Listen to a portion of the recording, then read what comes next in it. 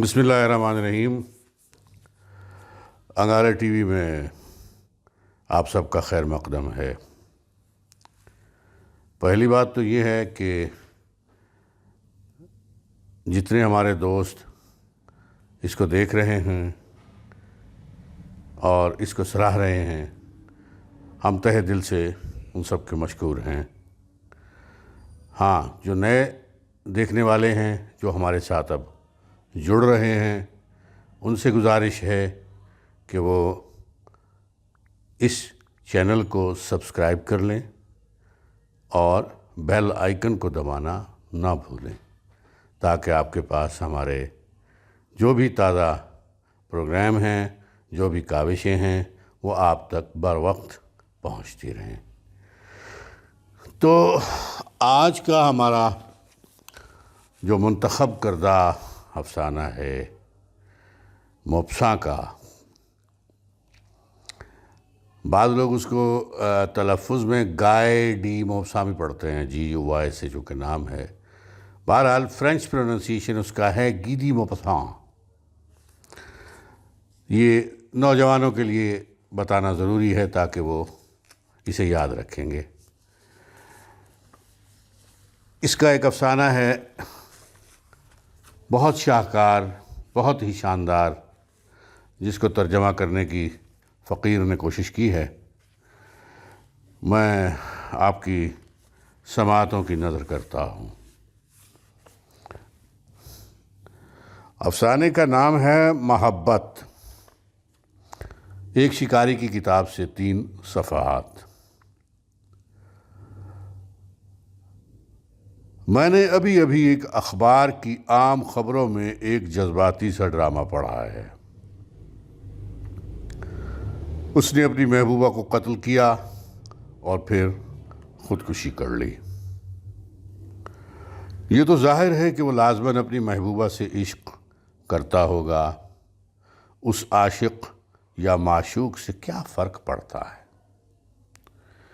میرے لیے تو ان دونوں کی محبت بہت اہم ہے، اور مجھے اس واقعے میں صرف اس لیے دلچسپی نہیں ہے کہ یہ مجھے متاثر کرتا ہے، یا میں اس سے حیران ہوا ہوں، یا اس نے مجھے نرما دیا ہے اور سوچنے پر مجبور کر دیا ہے، بلکہ اس واقعے نے میرے دماغ میں میری جوانی کی ایک یاد تازہ کر دی ہے۔ یہ عجیب و غریب یاد ایک ایسی شکاری مہم کے بارے میں ہے کہ جس میں مجھ پر محبت اس طرح آشکار ہوئی کہ جیسے ابتدائی دور کے مسیحیوں کو آسمانوں میں مقدس صلیب کی زیارت نصیب ہوا کرتی تھی۔ میں اگرچہ قدیم ترین انسان کی جبلتیں اور حواس لے کر پیدا ہوا تھا، لیکن ایک مہذب انسان بننے کے لیے عام دلائل اور حدود و قیود نے مجھے پرسکون بنا دیا تھا۔ میں جذباتی حد تک بندوق چلانے کا شوقین ہوں، لیکن اگر میں ایک زخمی پرندہ دیکھ لوں اور یہ دیکھ لوں کہ اس کے پروں پر اور میرے ہاتھوں پر اس کا خون ہے، تو یہ نظارہ میرے دل کی دھڑکن روکنے کے لیے کافی ہے۔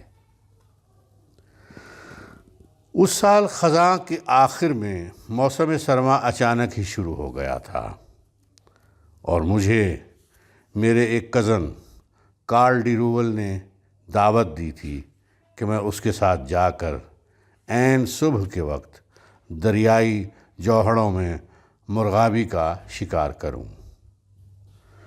میرا کزن ایک 40 سالہ خوش مزاج آدمی تھا۔ اس کے بال سرخ تھے، داڑھی رکھی ہوئی تھی، اور وہ خاصا توانا دیہاتی تھا۔ وہ ایک دلکش مگر نیم جنگلی آدمی تھا۔ وہ خوش مزاج تھا اور اس فرانسیسی ذہانت کا حامل تھا جو اوسط درجے کے لوگوں کو بھی قابل برداشت بنا دیتی ہے۔ وہ ایک ایسے گھر میں رہتا تھا جو آدھا مویشی خانہ اور آدھا حویلی لگتا تھا۔ یہ گھر ایک وسیع وادی میں واقع تھا۔ اس وادی سے ایک دریا بھی گزرتا تھا، اس کے دائیں بائیں پہاڑیاں تھیں جو جنگلات سے ڈھکی ہوئی تھیں۔ یہ جنگلات قدیم جاگیروں میں سے تھے جن میں اب بھی پرشکوہ اشجار موجود تھے، اور فرانس کے اس گوشے میں نایاب پرندوں کا شکار مل سکتا تھا۔ کبھی کبھی یہاں پر عقابوں کو بھی مار گرایا جاتا تھا اور مسافر پرندوں کا شکار بھی کیا جاتا تھا۔ یہ وہ پرندے ہیں جو شاید ہی ہمارے ملک کے پرہجوم حصوں کا رخ کرنے کی جرت کرتے ہوں۔ یہ پرندے طویل اڑان کے بعد ان عظیم الجثہ شاہ بلوط کے درختوں میں مستقلاً آ کر سستاتے تھے۔ ایسا لگتا تھا کہ جیسے وہ پرندے اس قدیم جنگل کے اس چھوٹے حصے کو جانتے یا پہچانتے تھے جو انہیں شب بسری کی خاطر رکنے کے لیے ایک پناہ گاہ کا کام دے سکتا تھا۔ وادی میں وسیع مرغزار تھے جو آبی سرنگوں سے سیراب ہوتے تھے۔ ان کو جنگلے لگا کر علیحدہ کیا گیا تھا۔ پھر اس سے آگے دریا تھا جو یہاں تک تو کناروں کے اندر تھا، لیکن آگے جا کر ایک وسیع جوہڑ کی شکل میں پھیل گیا تھا۔ اس جوہڑ سے اچھی شکارگاہ میں نے کبھی نہیں دیکھی تھی۔ میرے کزن نے اس کی سب سے زیادہ دیکھ بھال کی تھی اور اسے بچا کر رکھا ہوا تھا۔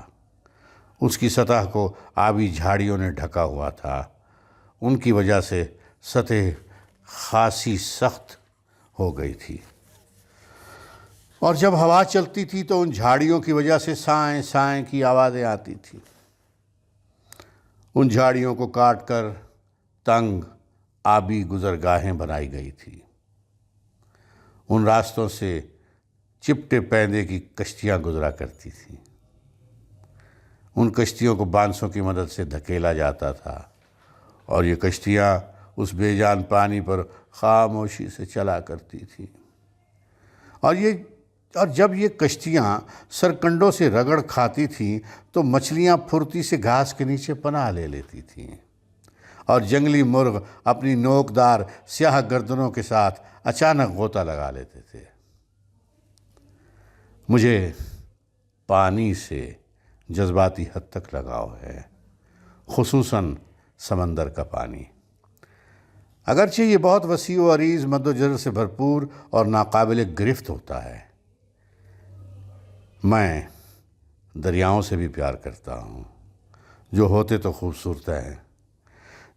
خوبصورت ہیں لیکن گزرتے ہیں اور چلے جاتے ہیں۔ اور ان سے بڑھ کر میں جھیل کا عاشق ہوں کہ جہاں پر تمام آبی جانوروں کی انجان ہستی دھڑکتی ہے۔ جھیل اس زمین کی دنیا کے اندر ہوتے ہوئے بھی بذات خود ایک دنیا ہے۔ یہ ایک ایسی دنیا ہے جس کی اپنی زندگی ہے۔ اس کے اندر مستقل رہنے والی مخلوق، اس میں سے گزرنے والی مخلوق، اس کی آوازیں، اس کا شعور، اور سب سے بڑھ کر اس کی پراسراریت۔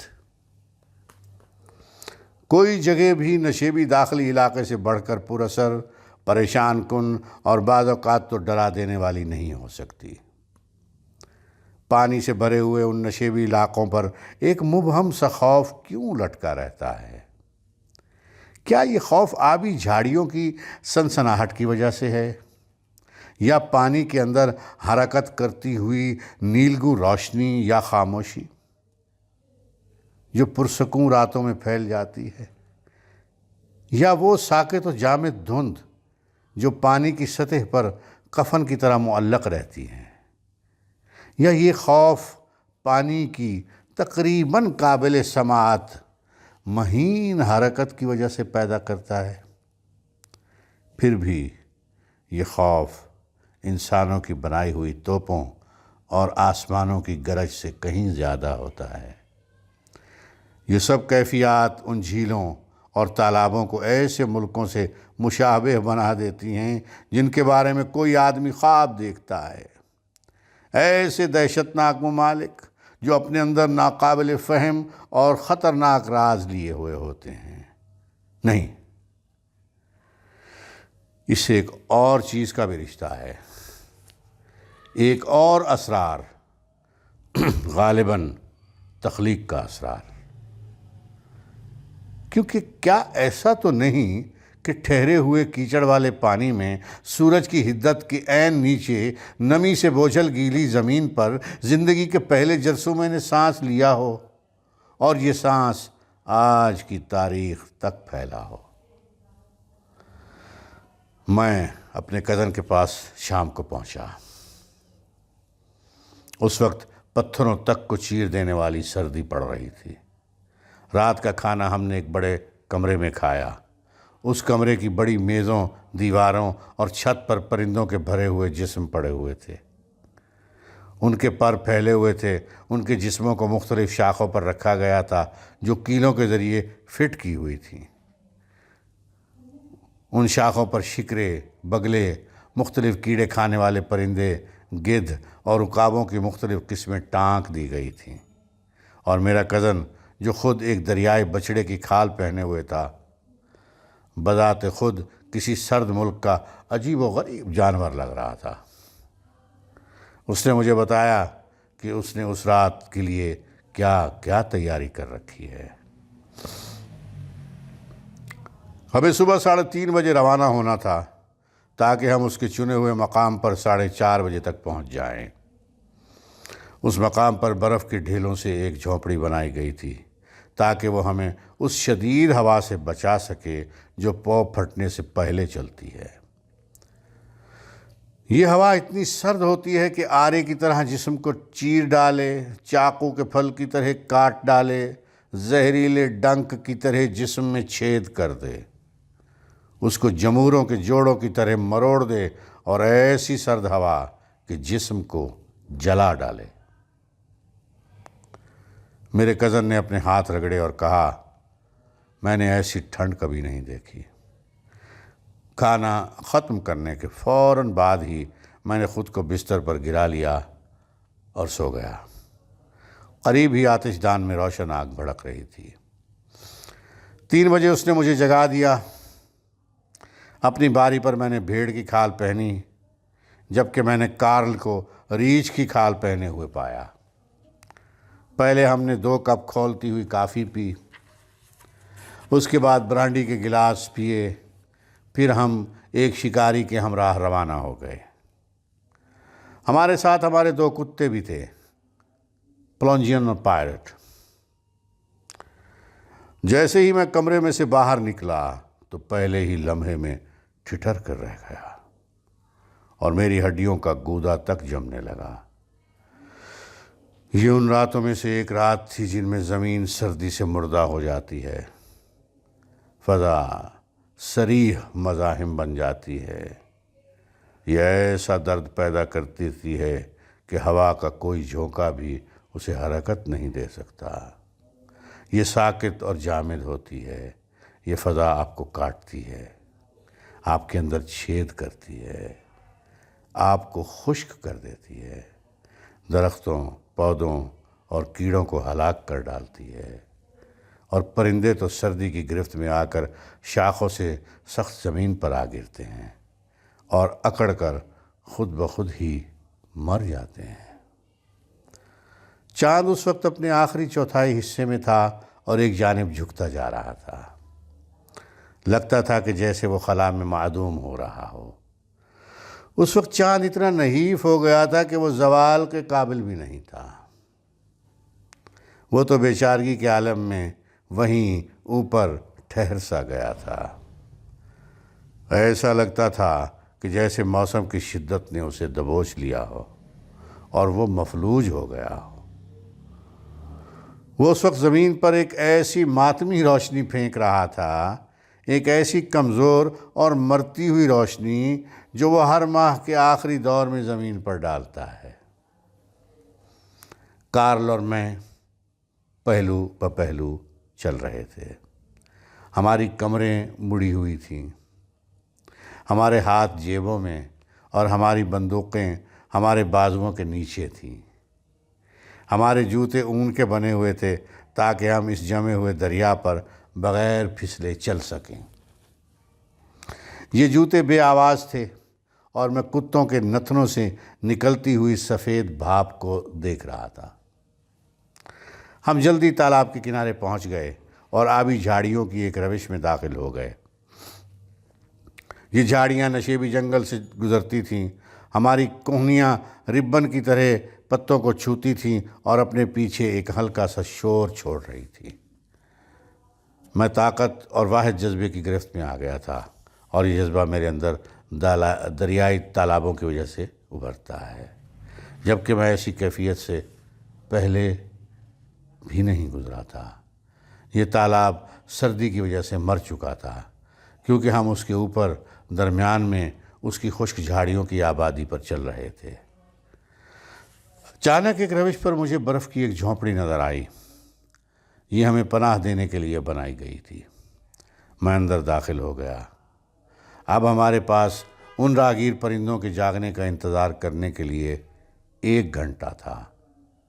اب ہمارے پاس ان راہگیر پرندوں کے جاگنے کا انتظار کرنے کے لیے 1 گھنٹہ تھا۔ میں نے اپنے آپ کو گرم کرنے کے لیے خود کو کمبل میں لپیٹ لیا۔ تب میں کمر ٹکا کر بیٹھ گیا اور چاند کو اس کی بگڑی حالت میں دیکھنا شروع کر دیا۔ اس قطبی مکان کی نیم شفاف دیواروں سے وہ 4 سینگوں والا لگ رہا تھا، لیکن جمے ہوئے دریائے تالاب کی سردی، دیواروں کی سردی اور آسمان کی سردی میرے اندر اس صفاقی سے داخل ہوئی کہ میں کھانسنے لگا۔ میرا کزن کارل پریشان ہو گیا۔ اس نے کہا، اگر ہم آج زیادہ پرندے نہ مار سکے تو کوئی مسئلہ نہیں ہے، میں نہیں چاہتا کہ تمہیں ٹھنڈ لگ جائے، ہم آگ جلا لیں گے۔ اس نے شکاری سے کہا کہ چند جھاڑیاں کاٹ لے۔ ہم نے جھونپڑی کے درمیان ایک ڈھیر لگا لیا اور دھواں نکالنے کے لیے چھت کے درمیان ایک سوراخ کیا۔ جیسے ہی سرخ شعلے شفاف برف کی سلوں کی طرف اوپر اٹھے، انہوں نے بڑے آرام سے اور غیر محسوس طریقے سے پگھلنا شروع کر دیا۔ ایسا لگتا تھا جیسے انہیں پسینہ آ رہا ہو۔ کارل باہر ہی رہ گیا تھا۔ اس نے مجھے پکارا، آؤ اور ادھر دیکھو۔ میں جھونپڑی سے باہر آ گیا اور مجھے حیرانی کا ایک جھٹکا لگا۔ ہماری جھونپڑی اپنی مخروطی شکل میں ایک ایسے بڑے ہیرے کی طرح لگ رہی تھی کہ جسے اس دریائے جھیل کے جمے پانیوں کے عین وسط میں اچانک لگا دیا گیا ہو، اور اس ہیرے کے اندر ایک آتشی دل بھی نظر آ رہا تھا۔ پھر اس جھونپڑی کے اندر ہمیں 2 شاندار جسم بھی نظر آئے۔ یہ ہمارے کتے تھے جو اپنے آپ کو آگ کے پاس بیٹھے گرما رہے تھے۔ یکدم ایک خاص قسم کی گمشدہ اور آوارہ چیخ ہمارے سروں پر سے گزر گئی، اور ہمارے الاؤ کی روشنی نے ہمیں جنگلی پرندے دکھا دیے۔ کسی بھی شخص کو نادیدہ زندگی کی ابتدائی شور و غل سے زیادہ کوئی چیز متاثر نہیں کر سکتی، اور جب یہ شور اتنی تیزی سے اور بہت دور سے غمگین ہوا میں سے گزرے، اور پھر یہ عمل موسم سرما کے دن کی پہلی کرن کے افق پر آنے سے کچھ ہی قبل ہو۔ طلوع آفتاب کے پہلے برفانی گھنٹے میں مجھے ایسے نظر آتا تھا کہ پرندوں کے پروں پر سفر کرتی ہوئی چیخ دنیا کی جانب سے آنے والی روح کے سانس کی طرح ہے۔ آگ بجھا دو، اب دن کا اجالا پھیل رہا ہے، کارل نے کہا۔ اصل میں آسمان زرد ہونا شروع ہو گیا تھا۔ مرغابیوں کی پرواز نے آسمان پر تیز اور طویل دھاریاں بنا دی تھیں۔ یہ دھاریاں جلد ہی آسمان سے محو ہو گئیں۔ رات کے اندر ایک روشنی کی لہر پھٹ پڑی۔ کارل گولی چلا چکا تھا اور کتے آگے کی جانب دوڑ پڑے۔ پھر ہر منٹ میں کبھی میں اور کبھی کارل جلدی سے نشانہ لگاتے تھے۔ جوں ہی ہمیں جھاڑیوں کے اوپر پرندوں کے غول کا سایہ نظر آتا تھا، ہمارے دونوں کتوں کے سانس پھولے ہوئے تھے، لیکن وہ خوش تھے۔ وہ دونوں جلدی سے زخمی پرندوں کو اٹھاتے تھے۔ پرندوں کی آنکھیں ساکت ہوتی تھیں اور کبھی کبھی تو وہ ہمیں دیکھتے بھی تھے۔ سورج چڑھ آیا تھا۔ آج ایک روشن دن تھا اور نیلا آسمان نظر آ رہا تھا اور ہم روانگی کے بارے میں سوچ رہے تھے۔ اسی وقت دو پرندے ہمارے سروں پر سے غوطہ لگاتے ہوئے گزرے۔ ان کی گردنیں اور پر پھیلے ہوئے تھے۔ میں نے گولی چلا دی اور ان میں سے ایک تو میرے قدموں میں گر پڑا۔ یہ سنہری سینے والی جل ککڑی تھی۔ تب میں نے اپنے اوپر آسمان میں سے ایک آواز سنی، ایک پرندے کی آواز۔ یہ آواز تیز تھی اور بار بار آ رہی تھی، بلکہ یہ تو دل کو ٹکڑے کر دینے والا ماتم تھا۔ اور وہ پرندہ، وہ چھوٹا سا جانور جسے بچا دیا گیا تھا یا بچ گیا تھا، اس نے نیلے آسمان تلے ہمارے سروں کے گرد گھومنا شروع کر دیا۔ وہ اپنے مردہ ساتھی کو دیکھ رہا تھا جسے میں نے اپنے ہاتھوں میں اٹھا رکھا تھا۔ کارل اپنے گھٹنوں کے بل بیٹھ گیا۔ اس کی بندوق اس کے کندھوں پر تھی۔ وہ بے تابی سے پرندے کا جائزہ لینے لگا تاکہ وہ اس کے نشانے پر آ سکے۔ تم نے بطخ کو مار گرایا ہے اور اب نر بطخہ یہاں سے نہیں جائے گا، اس نے کہا۔ وہ یقیناً نہیں بھاگا۔ وہ تواتر سے ہمارے سروں پر دائرے بناتا رہا اور اپنی چیخ و پکار جاری رکھی۔ مجھ پر کبھی بھی ایسی دردناک آہوں نے اثر نہیں کیا تھا جس قدر یہ اجڑی ہوئی آواز مجھ میں درد پیدا کر رہی تھی۔ اس غریب پرندے کی درد بھری ملامت جو خلا میں کھو گئی تھی۔ بعض اوقات وہ بندوق کے خطرے کے بالکل اندر اڑتا تھا اور بندوق اس کی حرکت کا پیچھا کر رہی تھی۔ ایسا لگتا تھا کہ وہ اپنی پرواز تنہا ہی جاری رکھے گا، لیکن جب وہ اپنے دماغ کو اس صورتحال کے مطابق نہیں ڈال پایا تو وہ اپنی ساتھی کو ڈھونڈنے کے لیے لوٹ آیا۔ کارل نے مجھے کہا کہ اس کو زمین پر رکھ دو، یہ بار بار نشانے پر آئے گا، اور وہ در حقیقت ہمارے قریب ہی آ گیا۔ خطرے سے بے نیاز، اپنی حیوانی محبت سے سرشار، اپنی ساتھی کی محبت میں فریفتہ، وہ ہمارے قریب آ گیا کیونکہ ہم اس کے ساتھی کو قتل کر چکے تھے۔ کارل نے گولی چلا دی۔ ایسا لگتا تھا کہ جیسے کسی نے اس ڈور کو کاٹ ڈالا ہو جس نے اس پرندے کو معلق کر رکھا تھا۔ میں نے کوئی کالی سی چیز گرتے ہوئے دیکھی اور جھاڑیوں میں گرنے کی آواز سنی۔ پائلٹ اسے میرے پاس اٹھا لایا اور وہ دونوں پرندے پہلے ہی ٹھنڈے ہو چکے تھے۔